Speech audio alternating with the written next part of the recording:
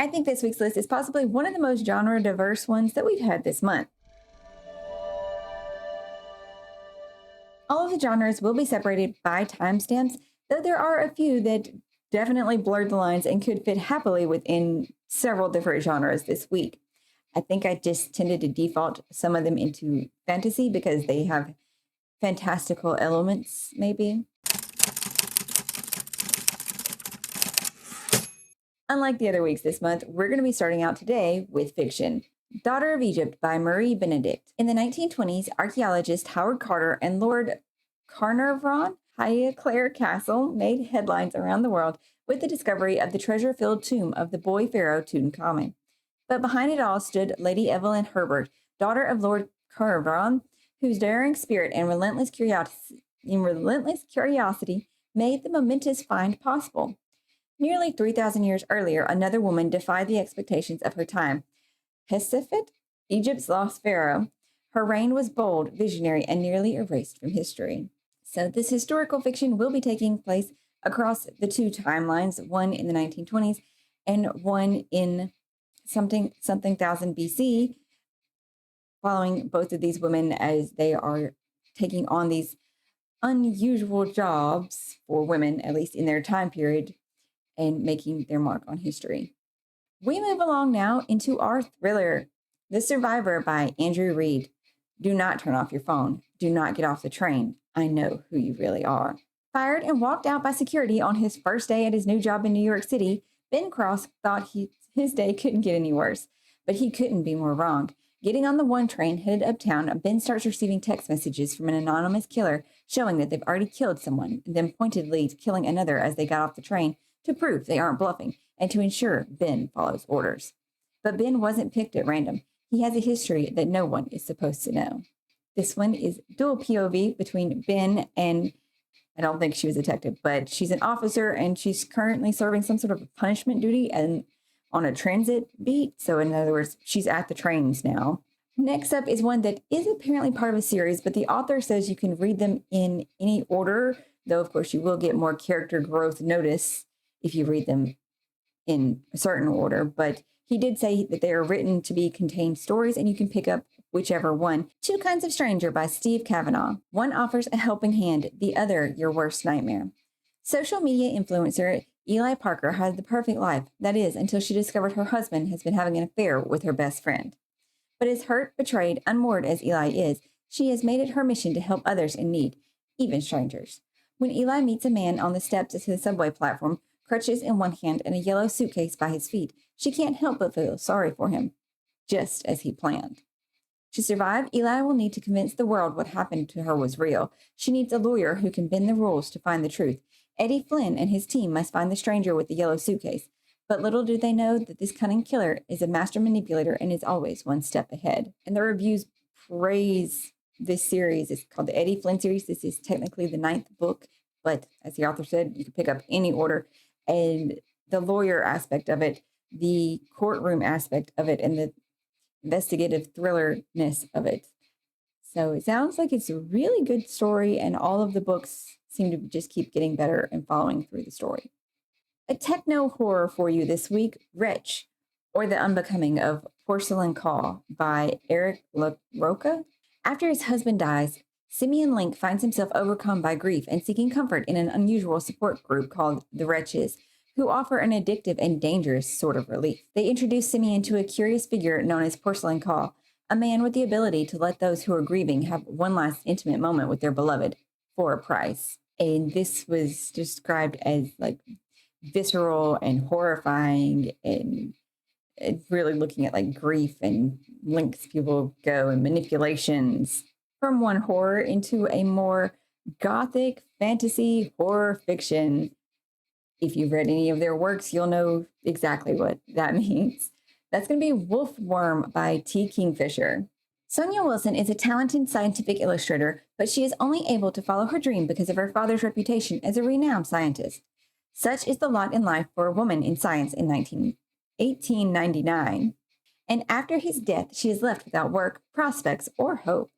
So when the reclusive Dr. Hadler offers her a position illustrating his vast collection of insects, Sonia jumps at the chance to move to his North Carolina manor house and put her talents to use. But once there, she encounters dark happenings in the Carolina woods, and even darker questions come to light, like what happened to her predecessor, and why are animals acting so strangely, and what is behind the peculiar local whispers about blood thieves. As Kingfisher has a very interesting talent for these gritty sorts of dark horror vibed fictions. Also, the reviews looking so good. One of them, though, the one that I think even gave it 5 stars, said trigger warnings, bugs, lots and lots of bugs everywhere, all the bugs.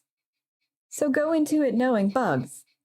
Another dark fantasy, sort of Welsh mythological retelling, Honeysuckle by Bar Friedman Till. Once upon a time, on the edge between meadow and forest, there was a lonely child with only his older sister for company. In exchange for being left in peace, his sister made him a playmate, Day, a girl woven from flowers and words, and for the first time, this boy Rory had a friend. Rory couldn't be happier until he learns that Day is a short-lived creature, and at the end of each season, she must be woven back together or fall gruesomely apart. And every time Day falls apart might be her last. And this story follows them through the years of just childhood friends as they grow up, and the line starts to kind of blur there. And Rory becomes desperate to make her be alive longer, make her to where she never has to fall apart again. And Day also starts to have this cognizance about choices in her life, of her life, for her life. So very interesting sounding. A historical fantasy that's here but different, with the name and of both the title and the author that I'm probably about to mispronounce, so I'm very sorry. Akia by Soria Borazori was Temptress Monster Warrior. The Portuguese Empire has planted its flag across Morocco, ruling it with an iron fist, but eventually all empires must fall. Akia, the daughter of a Moroccan freedom fighter, was born for battle. She has witnessed the death of her people, their starvation and torture at the hands of the occupiers, and it has awakened an anger within her, an anger that burns hot and bright and that speaks to Akia's soul. And this is going to have something to do with Moroccan goddesses for battle or blood, and obviously working together with our main character. And there is a love interest aspect as well, who is also like the leader of the freedom fighters. So we'll have to see how big that plays part. A collection of short stories that might be science fiction-y, magical realism-y. Seasons of Glass and Iron by Amal El-Motar. With confidence and style, El-Motar guides us through exquisitely told and sharply observed tales about life as it is, was, and could be. Like miscellany from other worlds, these stories are told in letters, diary entries, reference materials, folk tales, and lyrical prose. Prose. I can't speak. I can't. Another historical fantasy magical realism take, The Beheading Game by Rebecca Lehman. It begins the hours after Anne Boleyn's beheading, when she wakes to find herself unceremoniously laid to rest in a makeshift coffin, her head wrapped in the linen at her knees. Anne escapes the Tower of London, sews her head back on, and then sets out on a quest to kill Henry VIII, before he can marry her own lady-in-waiting, Jane Seymour. The stakes are high. If Jane gives birth to a rival heir, Anne's daughter Elizabeth will lose her claim to the throne, traveling the streets of London in the guise of a commoner with the help of a prostitute who becomes a trusted friend, and perhaps something more. Anne soon realizes how little she knew about life in the real world. I don't know about that one for myself, but I think a lot of people will probably have fun with it. Then the start of the Academy of Kindness series, Daughter of Crows by Mark Lawrence. The Academy of Kindness exists to create agents of retribution, cast in the image of the Furies, known as the Kindly Ones, against whom even the gods hesitate to stand. Each year, 100 girls are sold to the Academy. 10 years later, only 3 will emerge. The few that survive its decade-long nightmare have been forged on the sands of the Wound Garden. They have learned ancient secrets amid the necrotic fumes of the Bone Garden. They leave its gates as avatars of vengeance, bound to uphold the oldest laws. And our character that we appear to be following was actually sold herself to the Academy instead of being sold. And it definitely seems like she is further along in this life, as it says that the war was brought to an old woman's door. Old could be subjective in fantasy terms, though we all know that. But I do appreciate that it's not going to be a 20-something-year-old fresh out of the academy, all jaded and whatever, that This next one, I'm not entirely sure what I should classify it as, and I even considered putting it into our honorable mention section, but it is the start of its own prequel series of books. And it takes place hundreds of years before the first book that came out last year. So I think it could safely go here and I could tell you a little bit about it. But it's not romantasy because it's kind of sci-fi dystopian romance. But it is definitely moved higher up on my want to read list because of all the rave reviews for its immersive world building and such. That is going to be Beneath by Ariel Sullivan. This is the first of her Rebirth series with the taking place hundreds of years before the first book that came out, which was Conform, which has another name for its series. But if you look it up in Goodreads, this will just say it's Conform number 0. So don't listen to that. But Amazon has it listed correctly as the Rebirth series, which is odd. Hundreds of years before, 23-year-old Sasha Cadwell knows time is running out in the underground city filled with survivors from the nuclear fallout 6 years ago. She works in the expansion sector, trying to escape the memories of those she lost. Her bleak existence is upended when Tristan Hayes, a stunningly handsome, frustratingly determined commander of the force, recruits her to join him and his elite team of soldiers as they embark on a secret mission to the surface. Not secret, but then there's intense training and camaraderie building, and like there will be, the romance elements. And this all is to build up the great empire civilization, not even empire, controlled civilization that is in the other series. On to a more contemporary traditional romance, and that would be The Night We Met by Abby Jimenez. In everyone's life, there's a split-second decision that can change everything. For Larissa, it came when choosing who to ride home with after a concert. That night, she had no idea she'd met the perfect man. She and Chris are great friends, co-parenting a slightly unhinged rescue Yorkie, sharing their favorite books and judging bread pumpernickel for the win. For the first time, amid all her side hustles to scrape by, things finally feel easy. But she didn't choose Chris to drive her home all those months ago. She went with his best friend, and he became her boyfriend. Okay, so as far as I understand it, this is all standalone books that she's been writing. But I think this character was in something else because some of the reviewers were like, yay, this is Chris's story. So are we actually getting Chris, the male main character? Or is it a dual perspective? Maybe it's dual perspective. I've yet to read any of the Abby Jimenez books, but I've seen everybody who's been loving them. So from there, we go to our YA, and the first one up is a YA romance that, okay, it sounded cute just from its own description, but then the reviews, I will tell you about it after. Someone to Daydream About by Sydney Langford. Every teenager in America knows 18-year-old Felix Song, the lead singer of the most popular boy band since One Direction. Unfortunately, Natalie Nelson is no exception, though she thinks of him more as the annoying rich kid from her hometown more than a heartthrob. Uninterested in stardom, Natalie dreams of honoring her late dad's legacy and making a positive impact on her beloved deaf community by revamping her family's rundown deaf center. The issue, she has no money. When Felix's little sister's hearing loss begins to accelerate, he gives Natalie a generous job offer that would help him secure the center's future. But she must accompany him on tour this summer to teach him ASL.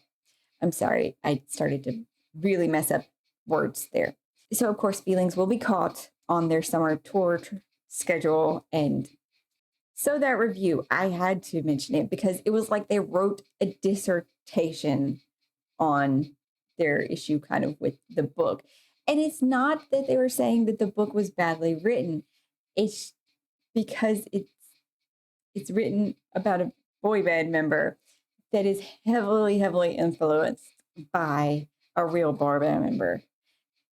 And, we've all read those sorts of things before.